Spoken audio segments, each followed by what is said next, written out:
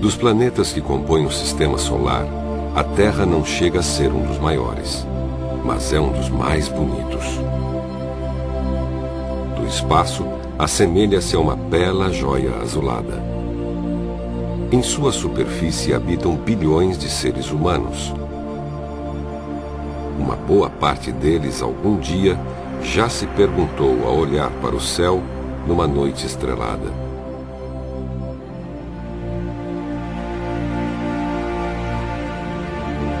de onde veio tudo isso?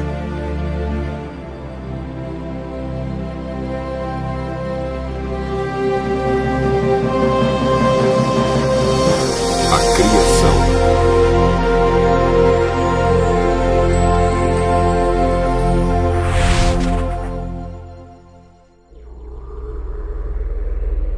No princípio criou Deus os céus e a terra. A terra, porém, estava sem forma e vazia. Havia trevas sobre a face do abismo, e o Espírito de Deus pairava por sobre as águas.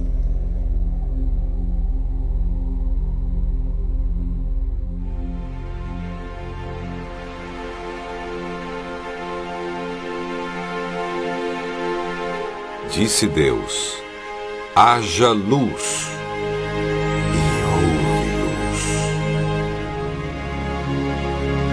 Começava o milagre poderoso da criação. A luz rasgava as trevas como um tipo especial de energia que não necessita de um meio físico para se propagar. Seus raios velozes seguiam a 300 mil quilômetros por segundo no vácuo espacial, até chegar ao planeta coberto pelas águas, inundando-o de claridade e revelando toda a beleza da joia azulada, pairando silenciosamente no espaço. E viu Deus que era boa a luz. Deus chamou a luz dia e as trevas noite.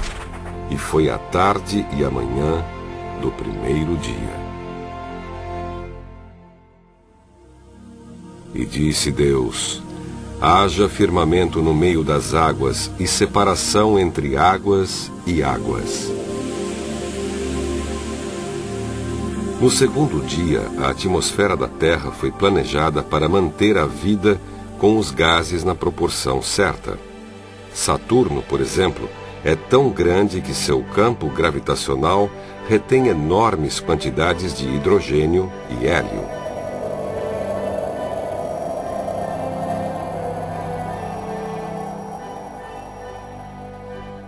Na Terra, esses gases escapam para o espaço. Mercúrio é tão pequeno que seu campo gravitacional não consegue reter gases, portanto, praticamente não tem atmosfera. A atmosfera da Terra é especial. Contém 21% de oxigênio, o suficiente para acolher vida. Se houvesse 25%, seria quase impossível apagar incêndios. E o pequeno traço de gás carbônico é o necessário para fazer as plantas crescerem e para promover o equilíbrio de temperatura no planeta.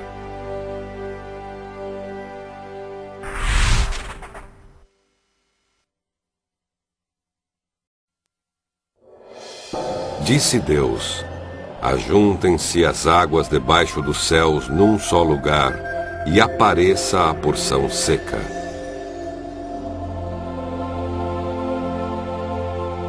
A crosta terrestre foi carinhosamente planejada para sustentar a vida. Ela contém os elementos essenciais, como hidrogênio, nitrogênio, carbono, oxigênio e outros. Além disso, nosso planeta é o único conhecido com água suficiente em estado líquido. A água é o milagre químico da união de dois gases que formam um líquido. É a água que transporta os nutrientes em nosso corpo, ajuda a regular a temperatura da Terra e possibilita reações químicas indispensáveis à vida.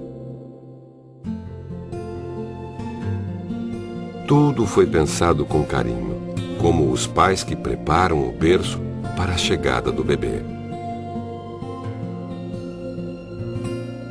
E disse Deus: produza a terra, relva, ervas que deem semente e árvores frutíferas que deem fruto.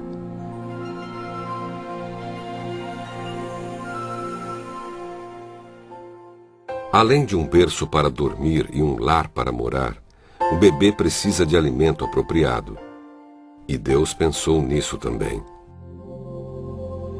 As plantas armazenam nutrientes nos frutos, que nutrirão os animais e o ser humano.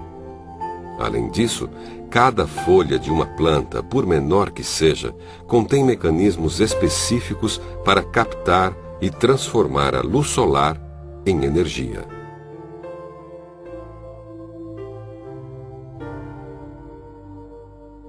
A folha é como um laboratório de última geração, que percebe a mudança da duração dos dias e desencadeia funções que determinam se está na hora de a planta dormir ou crescer.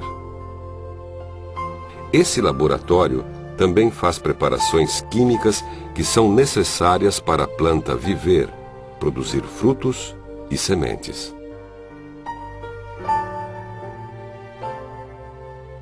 E viu Deus que isso era bom, e foi tarde e manhã, o terceiro dia.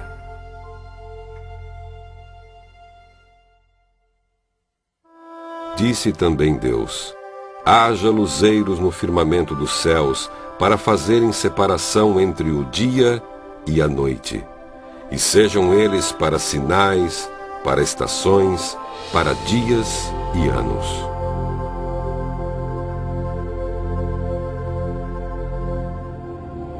O sol é outro presente de Deus. Ele é muito importante para a vida na Terra, atuando como motor da dinâmica atmosférica e oceânica e fonte para a fotossíntese das plantas. Cerca de 70% da energia irradiada pelo Sol situa-se entre os comprimentos de onda de 0,3 a 1,5 micron, correspondente à banda da luz visível acrescida do infravermelho e da luz ultravioleta. Essa é exatamente a faixa da radiação necessária à manutenção da vida.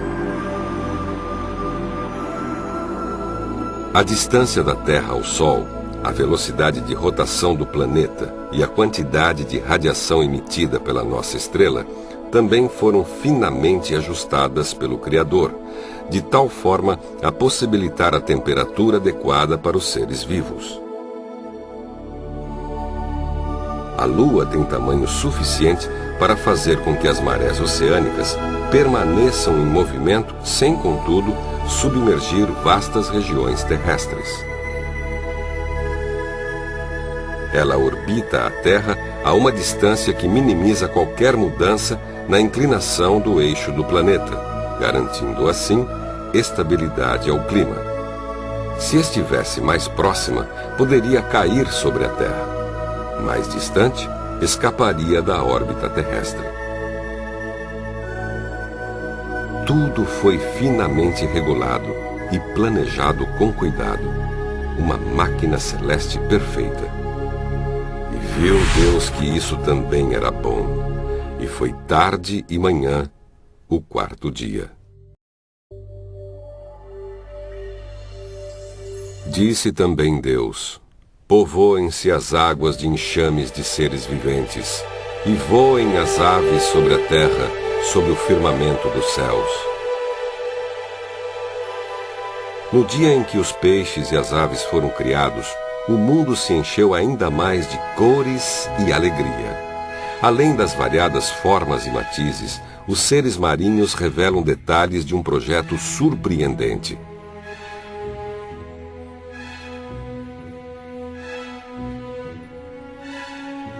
Os golfinhos, por exemplo, possuem um sistema de orientação que inspirou a invenção do sonar dos navios.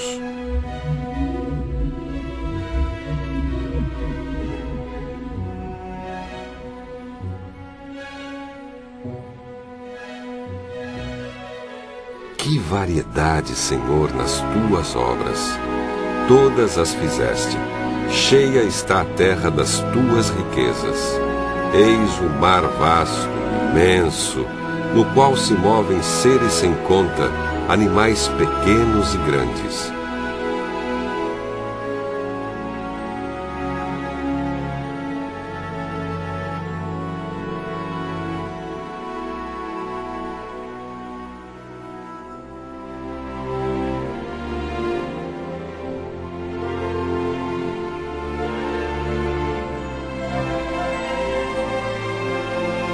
Como um artista que enche a tela com cores bonitas e variadas, o pano de fundo azulado do céu foi colorido por Deus com as mais diversas formas de seres alados. As aves foram magnificamente projetadas para voar. A maioria de seus ossos são ocos ou esponjosos, o que as torna muito leves. Além disso, elas são dotadas de músculos fortes, capazes de produzir movimentos vigorosos.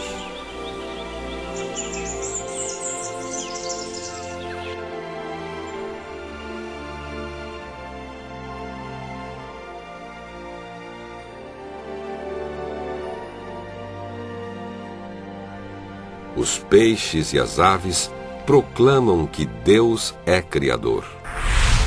Foi a tarde e a manhã do 5º dia.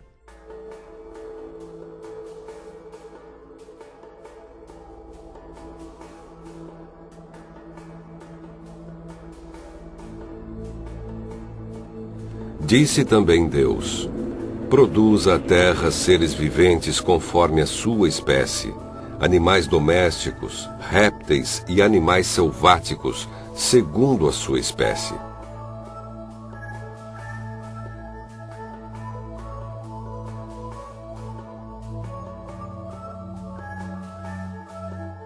A vida animal, com toda a sua exuberância, traz a marca do Criador. Do maior ao menor ser vivo, tudo fala de um Deus cuidadoso e detalhista. As mães de muitos desses animais cortam o cordão umbilical dos recém-nascidos e estimulam os filhotes, lambendo-os. É o tipo de comportamento que tinha de estar certo na primeira vez, levando-nos a crer que esses animais foram criados com esse importante instinto de sobrevivência. E o que dizer dos seres que vivem em sociedades e colônias? As abelhas são exímias construtoras, capazes de fabricar favos com células hexagonais que aproveitam ao máximo o espaço disponível para armazenar mel. É inconcebível imaginar esse inseto fabricando favos na base da tentativa e erro ao longo de milhões de anos. O próprio Darwin chegou a admitir que essa engenhosidade das abelhas poderia derrubar toda a sua teoria. As formigas e os cupins dependem de conjuntos de complicados instintos para sobreviver. Como esses instintos poderiam se desenvolver aos poucos? Até que estivessem funcionando completamente, os animais já teriam desaparecido. Faça perguntas às aves e aos animais, e eles o ensinarão. Peça aos bichos da terra e aos peixes do mar, e eles lhe darão lições. Todas essas criaturas sabem que foi a mão do Deus Eterno que as fez.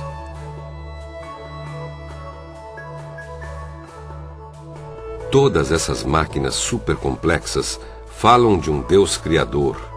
Elas foram criadas no 6º dia.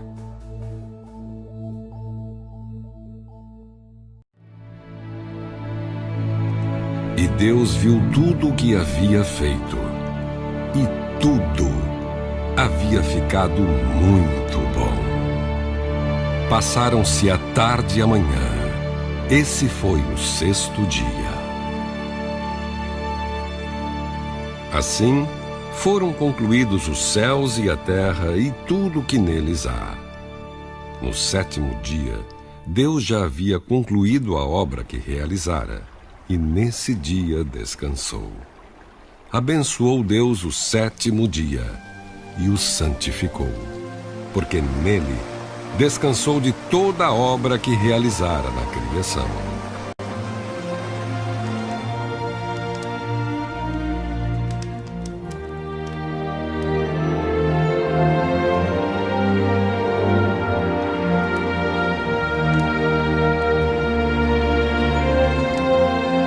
Lembra-te do dia de sábado para santificá-lo. Trabalharás 6 dias e neles farás todos os teus trabalhos. Mas o 7º dia é o sábado dedicado ao Senhor teu Deus. Nesse dia não farás trabalho algum, nem tu, nem teus filhos ou filhas, nem teus servos ou servas, nem teus animais, nem os estrangeiros que morarem em tuas cidades. Pois em 6 dias o Senhor fez os céus e a terra, o mar e tudo que neles existe. Mas no 7º dia descansou. Portanto, o Senhor abençoou o 7º dia e o santificou.